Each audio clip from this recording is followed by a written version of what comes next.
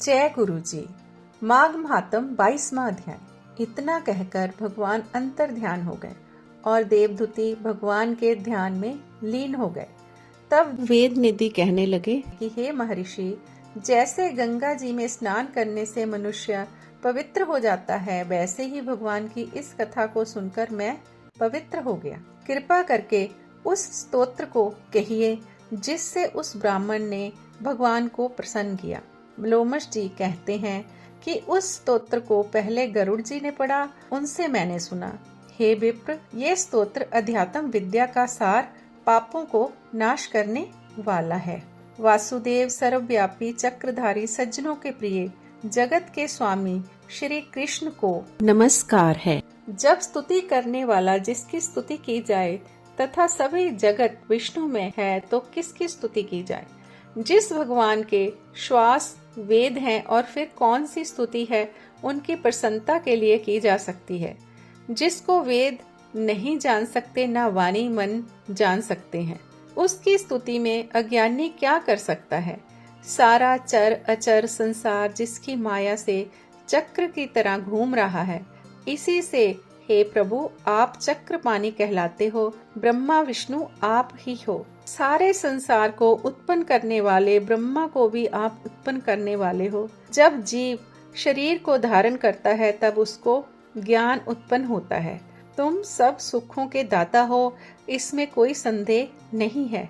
आपसे संपूर्ण सुखों के दान वाली बुद्धि उत्पन्न होती है। आप ही 5 कर्मेंद्रियों, पंच महाभूत तथा मन के विविध भाव हो। ब्रह्मा विष्णु रुद्र की कल्पना से आप संसार की कल्पना इसी प्रकार करते हो जैसे पिता पुत्री की। कवियों में आपका जो रूप शोभा देता है, उन निर्गुण विष्णु भगवान को नमस्कार करता हूँ, जिसमें ज्ञान रखने से श्रुतियों में कहे हुए कर्मों को लोग करते हैं। उस पवित्र ब्रह्म को मैं नमस्कार करता हूँ। मैं उस सतरूप हरि को, जिसमें ज्ञान रखने से श्रुतियों में कहे हुए कर्मों को लोग करते हैं, उस पवित्र ब्रह्म को मैं नमस्कार करता हूँ।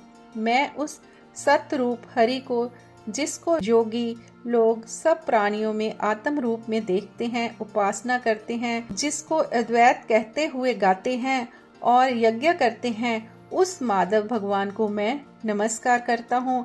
मनुष्यों को माया तथा मोह रूपी वायु से सदा भभकने वाली ज्वाला आपके चरण कमल की छाया पहुँचने से नहीं जलाती, जिसके स्मरण मात्र से मोह अज्ञान रोग दुख दूर हो जाते हैं, उस अनंत रूप को मैं नमस्कार करता हूँ, जिसके मिल जाने पर और किसी दूसरे की इच्छा नहीं रहती, जिसको जानकर अद्वैतवादी आत्मा को समान देखते हैं। यदि विष्णु शब्द का अर्थ और उसके विषय का ज्ञान एक ही होता तो इस सत्य से हे माधव इस संसार की माया में फंसकर तेरे ही ध्यान में रत रहता। यदि वेदांत दर्शन में भगवान सारे संसार में व्याप्त हैं, तो इसी सत्य से भगवान में मेरी निर्विघ्न भक्ति हो।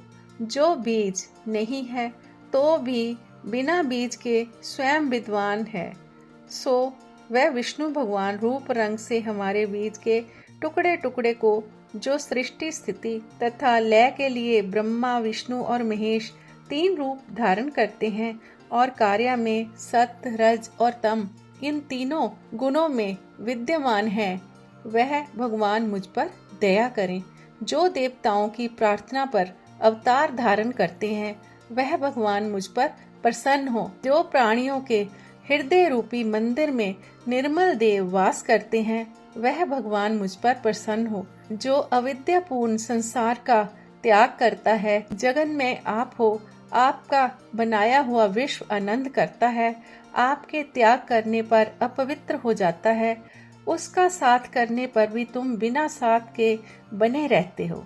विकार रहित, जिनकी 4 वाक पंचभूत योग से पैदा हुआ चैतन्य मानते हुए उपासना करते हैं। जैन लोग आपको शरीर का परिणाम मानते हैं और सांख्यवादी तुम्ही को प्रकृति से परे पुरुष मानकर ध्यान करते हैं। जन्म इत्यादि से रहित चैतन्य रूप सदा आनंद स्वरूप उपनिषद जिसकी महिमा गाते हैं। आकाश आदि पंच महाभूत, देह, मन, बुद्धि, इंद्रियां सब कुछ तुम ही हो। तुमसे अलग और कुछ नहीं। तुम ही सब प्राणियों को उत्पन्न करने वाले हो, मुझको शरण देने वाले हो। तुम ही अग्नि, रवि, इंद्र, होम, मंत्र, क्रिया तथा फल सब ही हो। कर्म देने वाले वैकुंठ में तुम्हारे सिवाय कोई नहीं है। मैं तुम्हारी ही शरण में हूँ। सब प्राणियों के हेतु तथा उनको शरण देने वाले तुम ही हो। जैसे युवा पुरुष की युवती में और युवती की युवा पुरुष में प्रीति होती है, वैसे मेरी प्रीति तुम में हो। जो पापी भी आपको प्रणाम करता है, उसको यमदूत ऐसे नहीं देखते जैसे उल्लू सूर्य को। प्रत्येक पाप मनुष्य को उस समय तक ही दुख देते हैं जब तक वह आपके चरण कमलों का सहारा नहीं लेता। जिसको गुण, जाति तथा धर्म के स्पर्श नहीं कर सकते तथा गतियां भी स्पर्श नहीं करती, जो इंद्रियों के वशीभूत नहीं है, जिनका बड़े बड़े मुनि लोग साक्षात नहीं कर सकते, उन भगवान को मैं नमस्कार करता हूँ। जितने ज्ञान रूपी सुंदर गुण हैं, जिन्होंने सुख स्वरूप मोक्ष रूपी लक्ष्मी का आलिंगन किया, जिन्होंने आत्म स्वरूप सुख भोगा है और जिन्होंने ध्यान रूप सुख भोगा है और जिन्होंने ध्यान रूप से मृत्यु को वश में कर लिया है, ऐसे मुनियों से सेवित भगवान को नमस्कार है।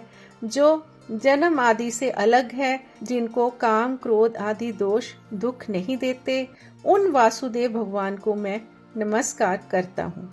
जिनके ज्ञान की गति से अविद्या रूपी मल शुद्ध हो जाता है, जिनके ज्ञान रूपी शास्त्र से संसार रूपी शत्रु का नाश हो जाता है, उन दुखों के नाश करने वाले को मैं नमस्कार करता हूँ।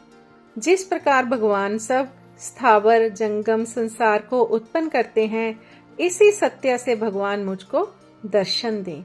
इस प्रकार उसकी सच्ची भक्ति देखकर भगवान ने प्रसन्न होकर उस ब्राह्मण को दर्शन दिए और उस ब्राह्मण की स्तुति से प्रसन्न होकर तथा उसको वरदान देकर भगवान अंतर ध्यान हो गए और वह ब्राह्मण कृतकृत्य होकर भगवान में लीन हो गया। शिष्यों के साथ स्तोत्र पढ़ता हुआ तपोवन में रहने लगा। जो कोई स्तोत्र को पढ़ता अथवा सुनता है, उसकी बुद्धि पाप में नहीं लगती और ना ही बुरा फल देखता है। इसके कीर्तन से मनुष्य की बुद्धि, मन तथा इंद्रियां स्वस्थ होती हैं। जो भक्ति पूर्वक अर्थ को विचार कर इसका जप करता है, वह वैष्णव पद को प्राप्त होता है। इसके सदैव पढ़ने से मनवांछित कार्य सिद्ध हो जाते हैं। मनुष्य सुपुत्र पाता है तथा धन, पराक्रम और चिराजु प्राप्त करता है। इसके पाठ से बुद्धि, धन, यश, कीर्ति, ज्ञान तथा धर्म बढ़ते हैं। दुष्ट ग्रहों की शांति होती है। यह व्याधियों व अनिष्टों को दूर करता है, दुर्गति से तारता है। इसके पढ़ने से सिंह, व्याघ्र, चोर, भूत, देव, पिशाच और राक्षस का भय नहीं रहता। जो भगवान का पूजन करके इस स्तोत्र को पढ़ता है, वह पापों से ऐसे ही अलग रहता है जैसे जल पंख से कमल। जो गति गंगा आदि के स्नान से मिलती है, जो इस स्तोत्र को 1 काल, 2 काल या 3 काल पढ़ता है, वह अक्षय फल प्राप्त करता है। जो मनुष्य प्रातः काल इस स्तोत्र का पाठ करता है, वह इस लोक और परलोक में अक्षय सुख पाता है। देवदूती का बनाया हुआ यह स्तोत्र भगवान को अत्यंत प्रिय है और भगवान के दर्शन कराने वाला है। योग सागर नाम का यह स्तोत्र परम पवित्र है। जो कोई भक्ति पूर्वक इसको पढ़ता है, वह विष्णु लोक को जाता है। अब पिशाच के मोक्ष की कथा कहते हैं। बोल विष्णु भगवान की जय।